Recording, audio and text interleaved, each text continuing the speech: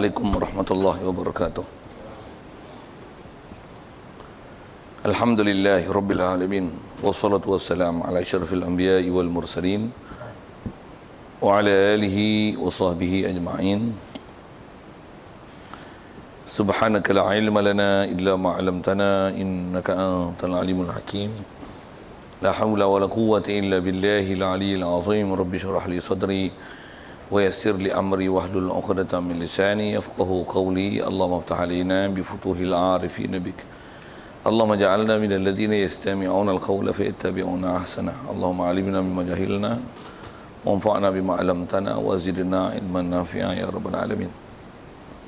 Qala Syekhul Musannif rahimahullah ta'ala wa nafa'na bihi wa bi 'ulumi fid dharain. Amin. Kita muka surat 27. Kata musannif, faslun sunat yang amat muakkad, berwasiat kerana banyak faedahnya dan dipuji akan yang berbuat dia. Setengah daripada faedahnya, mati dengan berwasiat adalah syahid dan mati diampun dosanya dan diizinkan berkata-kata serta matinya pada kubur. Hadirin sekalian, pertama sekali marilah kita rasakan syukur, terima kasih kepada Allah Ta'ala. Syukuran kita, nikmat hidup masih Allah Ta'ala beri. Syukur kita dapat Islam, dapat iman, diberikan kesihatan lapang masa dan diberikan kita keupayaan untuk boleh hadir pagi ini meneruskan pengajian dan perkara istimak kita, bacaan kitab daripada kitab Selamat tadi, insyaAllah. Kata musannif, faslun sunat yang amat muakkad, berwasiat. Kita nak sambung ni sekalian setelah kita selesaikan bab faraid itu, kita nak masuk bab wasiat pula. Pertama dia sebut hukum dulu, sunat yang amat muakkad. Jadi di atas kata sunat yang amat muakkad ni, ada pendapat ulama kita yang mewajibkan berwasiat. Jadi membuat wasiat ni adalah sunat yang sangat dituntut. Sedikit disebut alasan tu, kerana pasal apa jadi sangat dituntut? Kerana banyak faedahnya. Baik, kita tengok sikit apa faedah wasiat ni. Dan untuk faham faedah ni, fahamkanlah wasiat tu. Baik. Jadi kalau sekali lalu dengan takrif, apa dia wasiat? Wasiat adalah perintah, arahan yang kita berikan kepada orang tertentu ataupun orang secara umumnya, supaya urusan itu dibuatkan bagi pihak kita apabila kita mati. Itu wasiat. Satu urusan yang sepatutnya kita buat, tapi kita serahkan pada orang lain untuk orang lain buatkan sesuatu. Orang tu umum lah, siapa kita, kalau sebut orang tertentu lah kan. Jadi satu urusan yang asalnya kita membuatnya, tapi telah kita serahkan kepada orang lain dan kita suruh dia buat itu apabila kita mati. Itu wasiat. Jadi dengan apa yang kita dah belajar dulu, wasiat ni kalau ikut, kalau bukan dalam bab mati, wasiat adalah wakil. Wakil. Cuma wakil kita suruh orang buat satu bagi pihak kita, sedangkan kita masih hidup. Tapi kita suruh orang lain buat bagi pihak kita. Itu wakil. Kalau lepas kita mati, kita suruh orang buatkan bagi pihak kita, itu adalah wasiat. Itulah wasiat. Dan hukum membuatnya adalah sunat yang sangat dituntut. Jadi wasiat taklah wajib. Kalau ada jadi wajib pun wasiat jika ada bab-bab wajib. Misalnya kita ada hutang, tak ada orang lain yang tahu hutang tu melainkan kita empat mata je dengan kawan seorang lagi. Jadi kalau didakwa pun nanti orang kata palsu lah, tuduh lah, fitnah lah, apalah sebagainya. Bila kita nak mati, kalau tu pun nak mati, maksud saya nak mati tu ada tanda-tanda nak mati lah kan. Bilik ICU, UCI, ICU kan, kopi tu UCI, ICU kan, ICU. Tapi you maybe cannot see me, but ICU itu kot saja saya, dia adalah short form tu kan, main-main bahasa sikit. Katalah kita dah ada waktu atau berada pada waktu kritikal tu, jadi ada sesuatu yang kita nak perintahkan, Asal nak sebut ada wasiat wajib tu. Jadi kalau kita ada hutang, orang lain tak tahu, melainkan dengan kita maklum kan, dengan kita buat wasiat ni, barulah orang akan tahu bahawasanya kita ada berhutang dengan seorang, dan barulah nanti siapa yang bertanggungjawab atas kita, dia akan membayar. Kalau memang tahap tu barulah bayar hutang, maka berwasiat hukumnya wajib. Wajib. Jadi ada hukum yang 5 lah kalau ikut. Ada hukum sunat, makruh, wajib, harus, haram, dari segi pada hukum wasiat. Tapi asal hukum, kalau orang tanya apa hukum wasiat, sunat. Kalau wasiat haram ada ke? Wasiat haram ada. Wasiat haram adalah mewasiatkan dengan benda haram, haram lah. Dia kata kalau aku mati, kubur aku pasang colok banyak-banyak. Ya Allah, ya benar. Jangan tanam kubur mayat aku ni di perkuburan orang muslimin, bubuh dekat perkuburan Kristian. Boy. Macam mana wasiat tu? Kaedah kita bila wasiat ni haram, yang menyalahi syarak, wasiat tu tak ditunai. Itu pun jaga tu. Jaga tahu ni, ada pahaman bodoh sikit orang kita, bodoh lagi. Ada orang kita yang bodoh bila wasiat, aci wasiat semua dia ikutnya. Tak, wasiat dia kena ukur dengan peraturan syarak. Pasal dia ialah urusan untuk kita buat bagi pihak dia. Mana-mana yang syarak tak dibenarkan, syarak tak membenarkan kita membuat perkara itu, jadi wasiat dia batal. Misalnya kalau saya mati esok, tanamlah sebelah bini, sebelah suami saya. Apa pentingnya duduk sebelah suami kau? Macam mana pun kalau boleh tunaikan, tunailah, wajib tu tidak kan. Ataupun kata kalau aku ni mati kat mana-mana pun jangan tanam tak lain, tanamlah kat Manjung ni. Pada tengok mati kat Australia tu. Oh, mati Australia bawa balik Manjung je. Macam mana tu? Tak betul. Abaikan saja. Tambah pula memang boleh ke bumi ke sana, tak ada masalah. Kalau tak boleh, dia tak izinkan pasal kita bukan rakyat Australia, kena bawa balik ke Malaysia. Kalau nak tu kena bayar compound sampai 3 juta, 4 juta pasal kita letak mayat dalam negeri dia. Tu bawa balik Itu tak dapat tidak kena bawa balik takkan nak biar gitu. Okey. Jadi kalau tak ada apa-apa maslahat, tak boleh. Jadi asal saya nak sebut tentang wasiat tu lah. Jadi kalau wasiat dengan benda haram, kalau saya mati, dia wasiat apa-apa. Macam mana pun nak tengok dia tu, apa-apa tu, kena lihat hukum syarak. Kena lihat hukum syarak. Baik, dari sisi hukum wasiat adalah sunat muakkad. Sekali lagi juga sebelum tengok apa dia nak sebut ni, cuma fahamkan wasiat ni, kalau dengan takrif tadi, urusan yang kita perintah orang lain buat bagi pihak kita setelah kita mati, itu adalah wasiat. Dan khusus dia sebut wasiat ni ialah wasiat harta. Masalah wasiat harta, pasal kita pun baru lepas dalam bab faraid, wasiat dalam bab harta. Ada pun wasiat dalam bab lain pun ada hukum sunat dia. Apa tadi wasiat elok, kalau ingatlah saya nak mati ni, bila mati jangan tak tahulah, jagalah diri baik-baik, pastikan hampa ni duduklah agama Islam, tuntutlah ilmu rajin-rajin, janganlah cuai, taatlah ibu bapa, jangan cakap bohong, misalnya lah kan. Boleh wasiat itu, boleh. Itu pun, cuma yang tu atas istilahnya nasihat. Cuma bila dekat-dekat nak mati, kita bahasakan wasiat kan. Macam mana pun atas kita bicara ni, wasiat ni ialah wasiat berkenaan harta. Wasiat dengan harta. Jadi sebelum nak sambung tu juga, yang saya nak sebut asalnya ialah wasiat ni kena bagi faham dalam konteks wasiat Islam. Pasal kata-kata kita ni dipahamkan wasiat ni wasiat dengan fahaman kafir. Baik mana dia fahaman kafir wasiat, mana dia fahaman Islam wasiat. Kalau kita tengok filem-filem, jangan filem orang putih, filem Melayu sudah kan. Bila orang tak faham syariat, pengarah filem pula, pengarah bodoh. Nama apa? Nama hantu raya, jin. Tak faham saya nak fokus sama mana tu, diam. Hantu raya, jin, polong, pocong, nama pengarah filem. Jin tu jin satu dia lah. Yusuf Haslam, alah, wah macam tu pengarah filem. Kalau Ahmad Rozaini apa gagah juga. Pasal saya reti hukum, tengok saya buat dialog dia, apa-apa jalan cerita macam mana. Saya jagalah syariat ni, ya Allah. Buat cerita apa tu? Gerak khas. Bukan berterah ke jenayah, lagi dia jenayah ke orang ramai macam mana nak buat jenayah. Bahkan nak berlakon pun buat jenayah, buat dosa siah. Okey, tak faham sudah saya sebut apa tu. Kok tuan-tuan tak peminat yang gerak khas kan. Kalau orang tahu cerita gerak khas tu, lah tengok sakit jiwa tengok. Tahu benda lah. Baik bagus filem orang putih. Okey, sikit situ. Nak cerita apa ni? Cerita bab wasiat ni. Jadi kalau kita tengok pahaman orang kita ni rata-ratanya bila tak mengaji dia akan faham wasiat ni wasiat orang putih dan wasiat kafir. Sikit saya tanya tuan-tuan. Orang kafir lah kalau dia mati dia wasiat, antara contoh wasiat dia kata macam mana?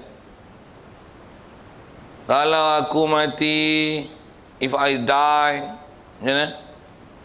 My car I give it to my daughter, the first daughter. My house to my second son. Then the money in bank to 2 billion to my wife. Isn't it? Is it like that? Macam tu lah, kita macam tu lah. Selagi ada peguam dia baca surat, okey, yang ni adalah wasiat daripada si mampus. Mufi mampus tu, saya kata pahaman kafir kan. Dia kata dia telah mewasiatkan harta dia begini apabila dia mati. Jadi keputusan ni adalah muktamad, mahkamah akan ribu wasiat dia sah, dia apa peguam ini ada duty stamp, jadi wasiat ni adalah dipakai. Lebih kurang macam tu lah kan. Tuan-tuan faham macam tu ke wasiat syarak ni? Bagi betul kepala otak, misunderstanding itu. Itu wasiat apa? Itu wasiat kafir. Islam tak ajar beri wasiat macam mana duk tengok dalam TV tu. Itu kalau cerita orang itu, kalau Yusuf Aslam, Jizan Sudin buat, tak tahulah, saya tak rajin tengok filem-filem demo ataupun pelakon-pelakon drama cerita Melayu ni. Kebanyakan wasiat yang dipamerkan dan ditunjuk adalah bukan fahaman wasiat dengan kaedah Islam, tapi wasiat bodoh dengan cara kafir. Baik. Apa dia wasiat bodoh kafir? Wasiat bodoh kafir yang cara kafir ialah mewasiatkan harta kepada pewaris. Itu yang bodoh tu. Pasal wasiat bukan kita perintahkan orang untuk uruskan harta kita pada waris. Tak? Yang tu kita dah belajar lepas. Apa? Peraid. Mati ya kita tuan, walaupun kita tak kata orang ni siapa, berapa macam mana. Dah ada lah. Cuma faham tak faham belajar tu, ingat tak ingat, boleh selesai tak boleh selesaikan masalah peraid. Itu je. Tapi dari sisi hukum, harta yang ditinggal dengan waris yang ada, yang tu tak payah dibicara beri berapa, kadaran berapa pada mereka. Cuma yang tu kena pastikan harta yang banyak mana, nilaikan dia dengan pewaris yang ada, pastikan pewaris dapat banyak mana mengikut undang-undang faraid yang lepas. Kita masalah wasiat beri pada pewaris tak ada habaq tu. Rasulullah isyarat la wasiyata lil waris. Tidak boleh ada wasiat bagi pewaris. Waris tidak perlu diwasiatkan. Wasiat apa? Mereka dah ada habuan harta yang walaupun kita tak kata apa-apa, apa yang ditinggal adalah harta milik waris. Jadi milik waris akan dapat banyak mana, walaupun kita tak sebut perkataan apa-apa, dia akan jadi milik kepada waris yang tinggal. Itu istilahnya. Dan kadaran itulah yang kita dah belajar dulu. Setengah, 1/4, 1/8, 2/3. Apa saja bab peraid. Itu adalah bab persakaan yang kita tak disuruh pun berwasiat dalam bab itu. Baik, kalau gitu wasiat ni, persyaratan wasiat yang dikata sunat muakkad dan besar faedah ni, sudut mana? Dengar elok-elok. Pasal yang ni nak faham elok tuan-tuan. Yang depan ni esok dia akan sebut disiplin, yang ni nak faham berkonsep. Abang konsep ni dia kena faham bagi luas sikit dan tengok nak letak mana hukum wasiat ni. Okey. Wasiat ni kalau ikut dari sisi kaedah syarak, dia ialah satu kaedah untuk hukum kita. Antaranya kita bercara ni wasiat bab harta, untuk kita berbelanja harta yang selama ni kita duk cari, tapi nak mati tak tahu lagi, tapi nak belanja rasa susah hati, pasal umur pun mungkin panjang lagi, nanti dah nak cari dah tak ada rezeki. Saya guna sajak sikit di situ. Dia bersyair sikit, bersajak, istilahnya dia sajak kan. Bukan sajak, sajak tu istilah Arab lah. Melayu bersyair lah. Pasal ada bunyi serupa belakang, hampir-hampir serupa tu. Jadi bila kita cari harta banyak-banyak, kita bukan belanja pun. Korban tak buat, kekah tak buat lagi. Simpan tu siapa? Jawab. Pasal umur panjang lagi. Tengok badan pun sihat. Jadi mungkin keperluan makan datang besar. Tapi tak tahu. Hutang pun banyak lagi. Rumah tak habis lagi, kereta tak habis lagi. Kapet hutang. Boh begitu kan. Nak cerita apa? Cerita ada harta yang kita cari, kita tak belanja pun. Disebab hutang-hutang apa saya tak mahu sebut itulah, tapi saya nak sebut. Kalau kita cari pun dapat apa sajalah, biasanya kita akan simpan dan menabung. Simpan buat ketui sebanyak mungkin. Betul tak saya sebut? Ketui tu faham? Ketui. Ketui faham tu okey lah. Masuk ketui ni simpan buat ketui lah. Beli emas himpun, himpun. Ada yang himpun tu, kalau tak himpun pun dibeli, tapi istilahnya beli buat kata, menjana kata. Beli buat homestay, dah ada homestay lagi. Ada homestay, mula blue homestay, lepas tu green homestay, untuk red homestay, sorry, ada kena blue tu, sorry. Saya memang ada blue homestay kan. Sorry.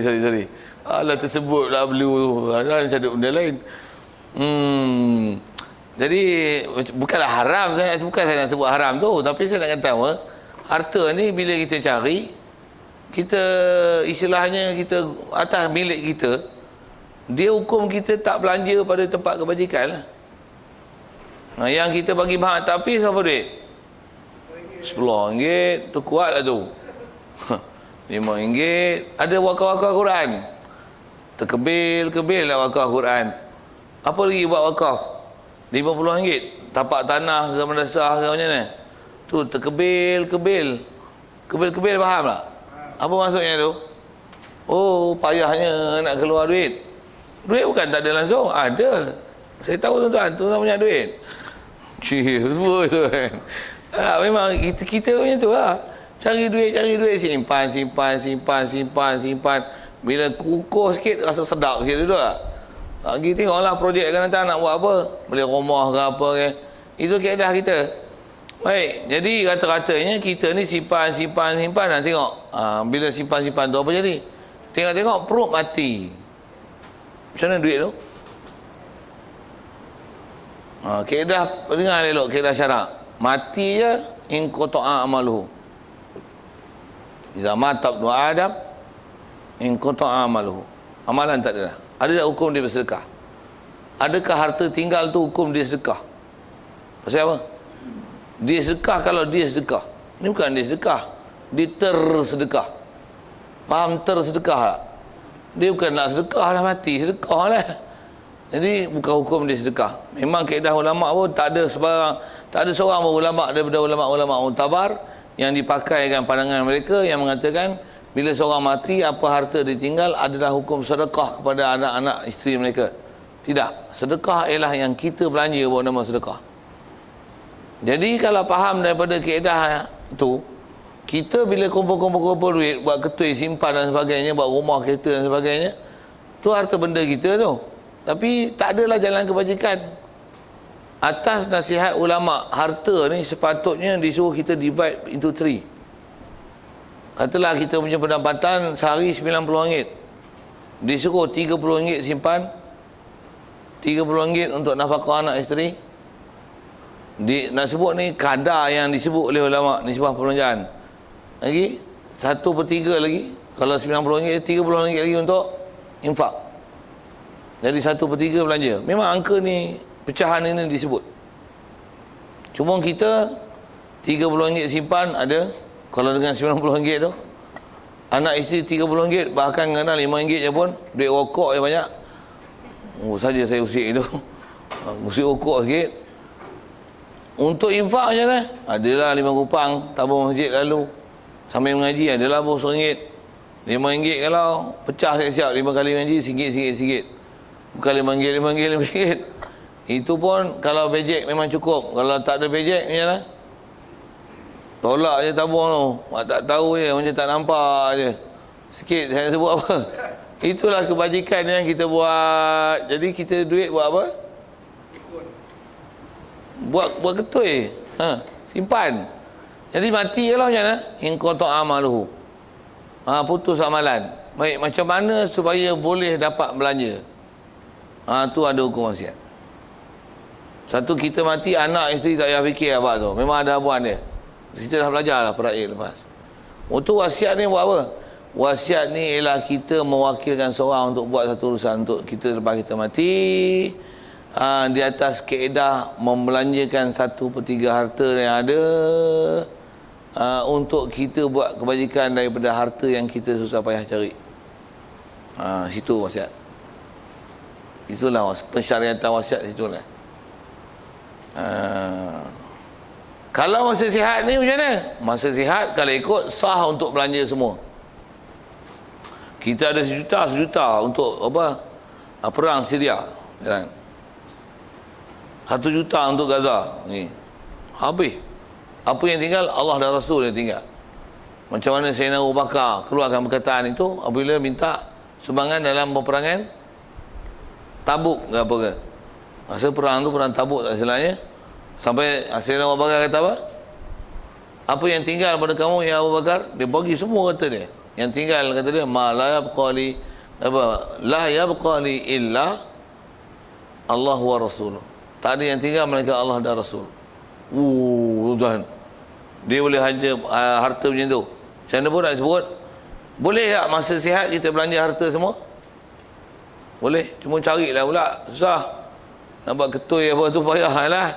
Tapi boleh tak belanja semua? Masa sihat boleh. Macam mana pun bila wasiat boleh tak kita nak belanja semua?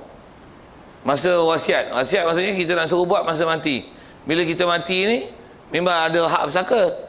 Tapi boleh tak kita tak nak bagi buat bersaka ni, susah payah aku cari, hampa duk hidup lagi, hampa carilah. Aku duk cari selama ni, aku tak nak bagi hampa ni walaupun sekupang. Dia tak nak bini dia tu. Betul buat macam mana? Aku nak pergi buat mahat tahfiz ni dengan wasiat. Kalau aku mati, seluruh harta aku ni hendaklah dipernilaikan dan wang ringgitnya hendaklah diberikan kepada sekolah pondok, mahat tahfiz, anak yatim atau seumpamanya untuk buat kebajikan. Dari sisi hukum tak sah untuk dia bagi semua. Kalau nak bagi semua bukan kaedah wasiat. Apa kaedah nak bagi semua? Masih hidup sihat ni bagi sah cuma faham tak? Apa nak cari balik tu tapi bagus tak? Bagus. Umur berapa tahun kita nak hidup? Tak tahu. Itu agak-agak duit nak pakai apa-apa. Tak tahu juga. Itu elok lah ada simpan. Itu kalau dah habis macam mana? Itu saya garu. Tapi bagus tak? Bagus. Itu macam mana nak buat? Kita tak ada belanja apa pun. Duit simpan buat ketul. Anak isteri pun bagi makan cukup-cukup makan je. Kadang-kadang tak cukup makan pun. Berpinggir bahasa itu. Cukup-cukup makan je. Kalau makan pun makan minum lah yang jenuh ya. Mak tapi berapa ringgit? Tabung masjid Jumaat berapa sekali minggu? RM1 lah. RM1 tu common lah ni. Dulu sekupang. Besar sikit RM5. Rasa besar tak kira lah tu. Dan ni RM1 pun. Rasa macam bagi selori. Kalau bos RM50 mau pingsan. Bubuk Allah silah astagfirullahalazim. Istighfar 300 kali. Macam mana aku boleh bos RM50? Astagfirullah. Sikit entah saya lawak sikit untuk kelimah ni sebab tu. Pasal nak faham dengan wasiat. Jadi sepatutnya situ kita bagi 1/3. Katalah pendapatan kita, saya bagi contoh ni RM90. Jadi masuk tabungnya RM30 sehari. RM30 sehari. Tapi siapa ada buat itu? Dengan saya buat. Tuan-tuan tak buat itu, saya tak buat itu. Pasal kita fikir panjang, nak cari bukan senang. Dapat lah tu, ada ketika dapat, ada ketika tak dapat. Jadi kita beringatlah. Cuma nak mati tak tahu bila. Tagi mati kalau macam mana? Habislah in qata'a amaluhu. Idza mata ibnu Adam in qata'a amaluhu, habis amalan. Untuk macam mana supaya amalan tu berterusan dan panjang keluar? Kalau duk sihat lagi wakaf, belanja, infak. Untuk macam mana masih boleh hukum kita masih berbelanja walaupun kita dah mati? Tu yang belajar bab wasiat. Itu wasiat untuk apa? Wasiat bukan untuk bagi harta pada pewaris. Tapi wasiat adalah untuk kita perintahkan harta kita ni ada seseorang urus untuk dia belanjakan kita pada satu tempat kebajikan yang dengan itu maka hukumnya ada manfaat daripada harta yang kita cari selama ni. Itu wasiat. Itulah wasiat. Yang tu dia kata sunat muakkad dan faedah dia banyak. Saya sebut tu faedah. Apa faedah dia? Walaupun dah mati memang takkan dicepat atau dilambatkan. Rasanya sedia maklum kita akidah hak tu, mati boleh sampai bila-bila, tapi kita tak tahu bila. Lepas tu macam mana nak buat supaya harta tu boleh terbelanja atas nama kita, kita dapat manfaat daripada harta benda kita atas nama kita yang belanjakan. Kaedah dia apa? Wasiat. Jadi wasiat ni kalau kita faham, dia seolah-olah penghubung nyawa kepada kita, penghubung nyawa dari kontak. Walaupun harta benda kita tak belanja lagi, tapi bila kita mati masih boleh hukum kat kita seolah-olah macam kita belanjakan harta benda itu. Apa kaedah dia? Wasiat. Hak itulah wasiat yang kita nak tengok. Yang tu yang disebut wasiat ni sunat muakkad, maksudnya sunat yang sangat tutut dari sisi hukum. Wasiat ni adalah dari sisi kepentingan dia banyak faedah. Dan antara faedah saya sebut itulah, hukum macam seolah-olah kita telah memanjangkan umur, walaupun dah mati ada lagi orang boleh urusan untuk harta benda kita, seolah-olah macam kita yang membelanjakan. Nak lagi besar lagi, kita wasiat tu bukan saja untuk umum istilah berbelanja, tapi istilahnya wakaf. Macam mana kita dah belajar bab-bab wakaf dulu. Untuk kalau tak wakaf pun masih boleh lagi hukum belanja. Boleh. Kaedah dia wasiat. Ataupun wasiat tu ialah wasiat wakaf pun boleh. Pun boleh. Baik.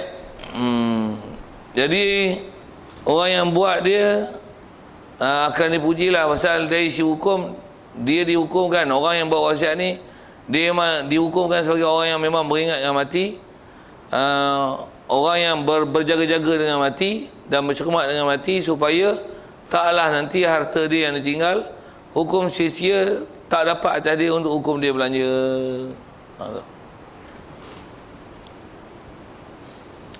Baik, selesai. Itu satu faedah kita sebut dengan apa yang ada dan syarahkan sikit. Dan sunat ada setengah daripada faedahnya, faedah wasiat, iaitu dengan berwasiat syahid. Maksudnya dapat syahid. Syahid apa ni? Boleh jawab tak?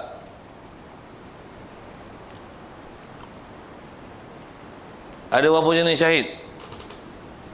3. Syahid dunia akhirat, syahid dunia, syahid. Orang yang beri wasiat syahid apa? Syahid dunia. Syahid dunia maksudnya pergi perang sabilillah, tapi maksud bukan untuk meninggikan Islam, walaupun dia duduk dalam saf sabilillah. Maksud dia untuk kaya, untuk pangkat, kenamaan, kemasyhuran.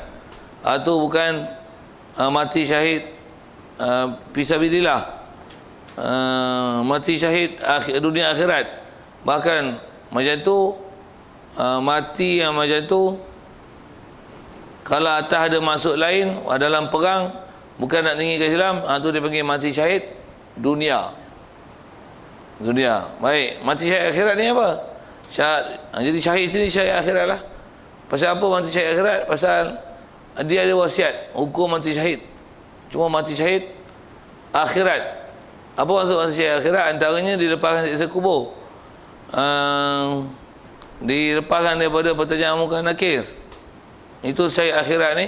Macam mana pun dari segi mayat dia, wajib kapan, mandi kapan, semayang, tanam berkurang silam. Dia tak dapat macam orang mati dalam perang. Tu syahid tu memang martabat tinggi.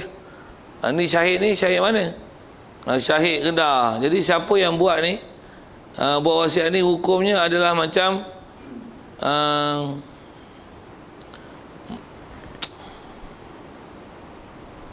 orang berwasiat tu ialah hukum syahid. Seolah-olah macam tu. Jadi yang mati syahid dunia akhirat tu sebut dah. Jadi yang ni syahid apa? Syahid akhirat lah. Kalau tengok tu pasal apa syahid akhirat? Pasal pertamanya dia memang sentiasa berwaspada untuk dalam keadaan baik dan takwa. Antaranya berwasiat yang dia memang yakin mati bila datang, bila-bila waktu pada dia. Jadi kalau faham syahid akhirat ni, maksudnya dia ciri orang soleh, orang taat. Berarti maksudnya dia dah ada sifat-sifat orang baik, yang bukan saja baik dari segi sudut masa dia hidup, bahkan dia telah bersedia untuk dia mati sebagai orang baik dengan hukum dia belanjakan harta dia pada tempat baik dengan kaedah wasiat. Satu dapat faedah tu. Jadi syahid mati ampun dosa. Oh, besar tu kelebihan.